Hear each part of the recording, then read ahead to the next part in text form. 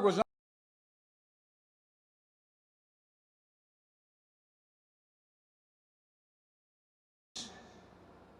It was about accountability. For only acknowledging the truth can we prevent the repetition of atrocities which are happening now in other parts of the world. It elevated our conception, as Chris said, of the rule of law. It set a marker for the future of justice, uplifted the importance of human rights in international affairs. We see it in the Nuremberg tribunals, the blueprint.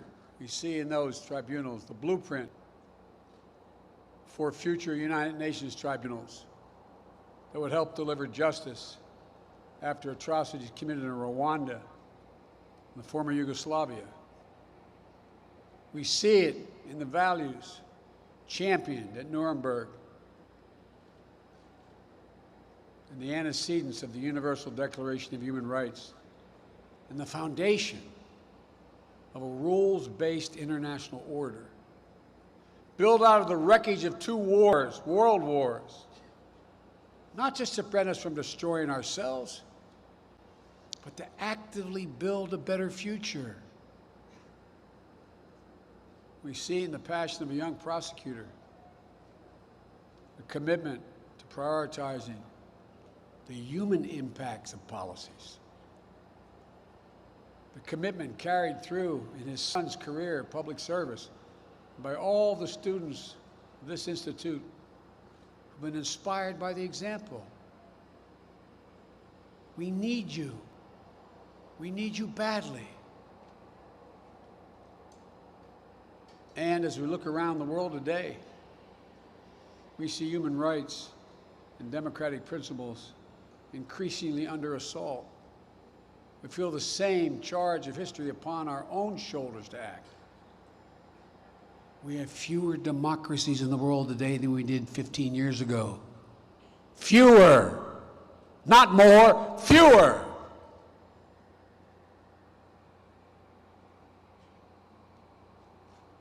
Cannot be sustained. That's why from day one of my administration, I've taken concrete steps to put human rights back at the center of our foreign policy and reassert our moral leadership on the global stage.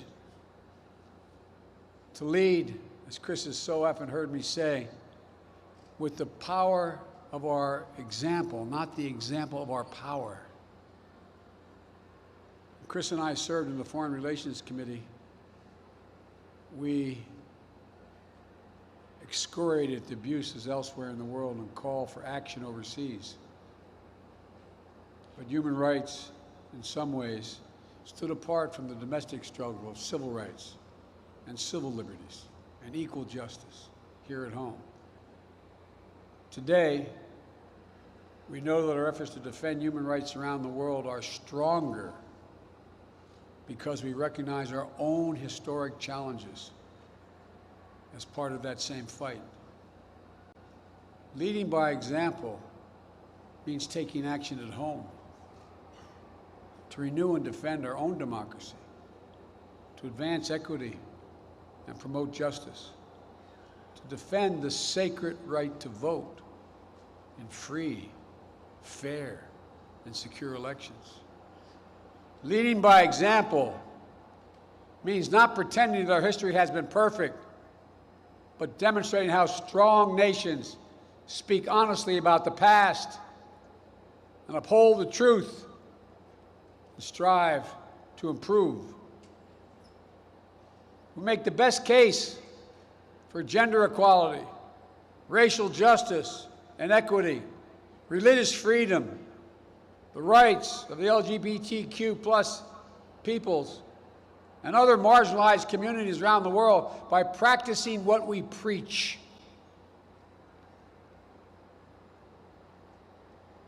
First 10 minutes out of his office, I ended the Muslim ban, advancing racial equity through the federal government, overturning the ban on transgender individuals serving openly in the United States military, establishing the White House Gender Policy Council, demonstrating that our commitment to human rights begins at home, is among the most powerful and persuasive tools in our foreign policy kit.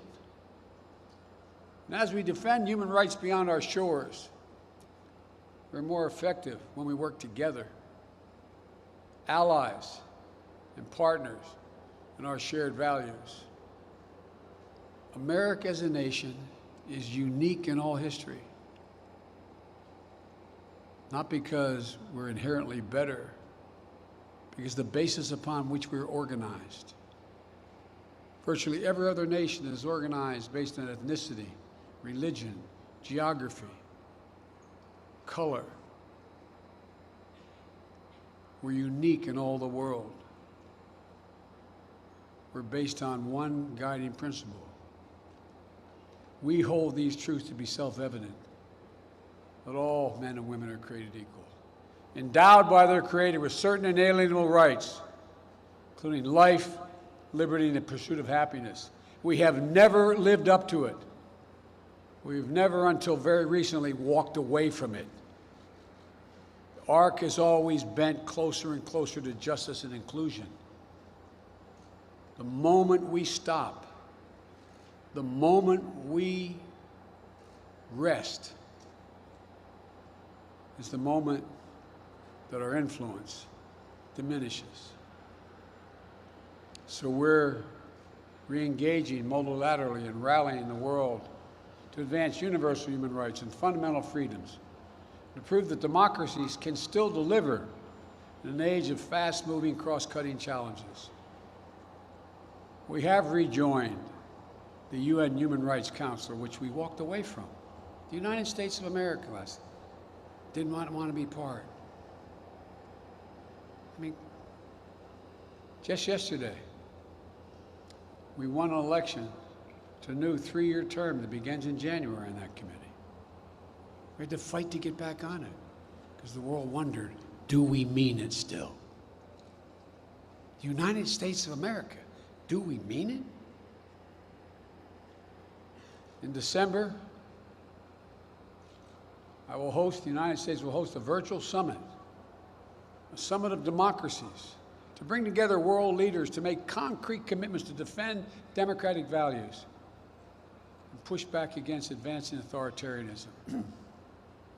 Not war, but important words. We can't return to a world where might is right and strong nations abuse weak or oppress individual rights with impunity. Nuremberg forced us to look closely at the evil of humankind and what we're capable of perpetrating. To see mass atrocities, crimes against humanity, do not happen by accident. They don't happen by accident. The result of choices made by individual human beings and world leaders. And sadly, when we look around the world today, we cannot say that the specter of atrocity is behind us. We see today the patterns, the choices playing out around the world, even as we speak. The oppression and use of forced labor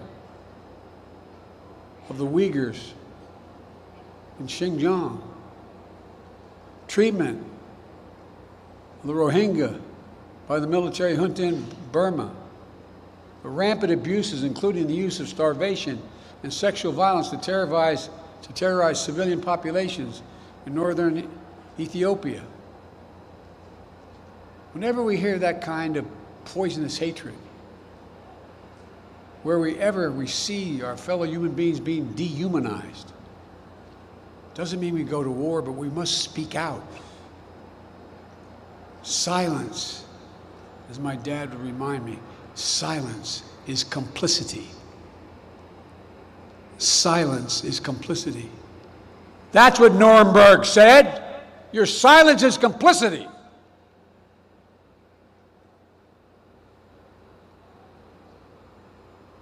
I've raised these issues personally with leaders around the world, our friends and adversaries alike, and I made it clear that no U.S. president should stand by when human rights are under attack and maintain their legitimacy.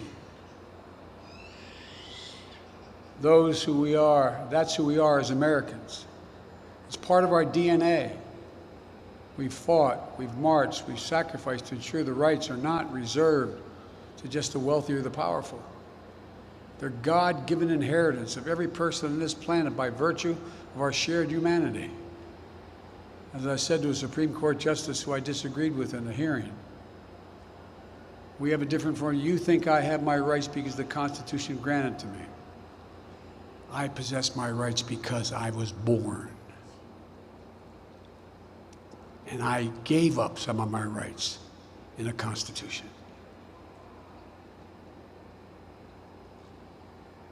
That's the radical idea at the core of the founding of our nation. As I said, that all men and women are created equal. We really are endowed by a Creator with certain inalienable rights. And those rights don't flow from the power of the government. These rights exist for every individual, period. Period. And it's the job of government to protect them, to uphold them equally for all people. We've never, as I said, fully lived up to that animating American ideal, but we've never turned our backs on it. In all the years since our founding, that idea has been our nation's steady North Star, drawing us back on course. The constant struggle to live up to our highest democratic principles, to self-correct, has made us a beacon of hope for the rest of the world. It's also made us strong, resilient, innovative, dynamic. As I said, I'll repeat, I apologize, America is the only nation founded on an idea, the single most powerful idea in human history. It sparked our revolution. It helped ignite the wave of change around the world that successive generations have built on, expanding our understanding and extending protections to ever wider circle. We must never forget just how fragile the principle of universal human rights still is, how easily bruised, often sacrificed in human battles for power and personal enrichment. In an age of increasing misinformation and disinformation, we must not grow complacent in our defense of the democratic values that have been the firm foundation for an era of peace and prosperity unprecedented in human history. Attacks on truth are still the harbinger of tyranny. Nothing about our democracy is assured, as I'm sure you're all becoming to realize lately. Nothing about our freedom is guaranteed. We have to work for it. In those letters from Tom Dodd to his dear wife, Grace, reflecting his service at Nuremberg, he wrote, "Sometimes a man knows his duty so clearly, so surely, he cannot hesitate, and he dare not refuse it." Tom Dodd lived a life with a clarity of purpose. He brought it to his service as a U.S. Senator, leading the floor fights with the Kennedys on civil rights legislation in the 60s, advocating for gun safety in a state that was a major gun manufacturer, legislation that was ahead of its time, fighting always for human rights and democracy against the forces of oppression and injustice. He passed that passion on to his children and to his son, Chris. Chris carried forward his father's mantle in the United States Senate. He used it to fight for all American children and families, passing the first Child Care Act we've seen in this country since World War II, passing the Family and Medical Leave Act. Chris rallied against policies that militarized our relationships in Latin America and argued, instead recognize and invest in the people in our hemisphere. He spoke out when he saw the legacy of justice that his father had fought for in Nuremberg being wrapped in the excesses of a war on terror.